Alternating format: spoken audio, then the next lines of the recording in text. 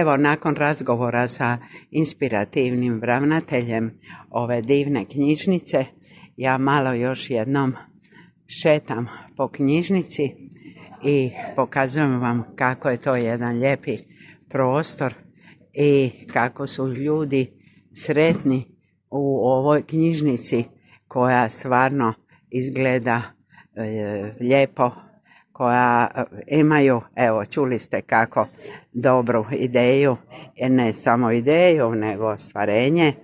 TED, to je svjetska organizacija, TED drugi put, bit će TED i treći put i tu su ljudi koji žele, to mi se najviše svidjelo kod ravnatelja, napraviti od knjižnice treći životni prostor.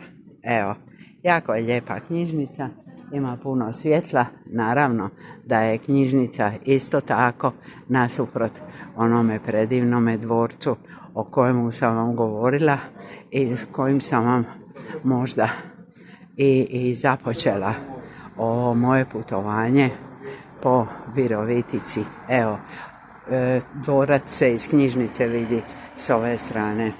Još ću malo ovako prošetati po ovoj knjižnici da vidite šta se sve tu može vidjeti, koliko knjižnica ima knjiga i vjerovatno naravno šta drugo ljudi koji su na susret onima koji dolaze.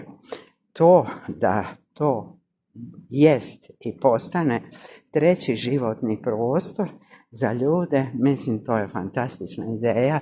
Ja se zbilja divim takvoj ideji i takvome pristupu.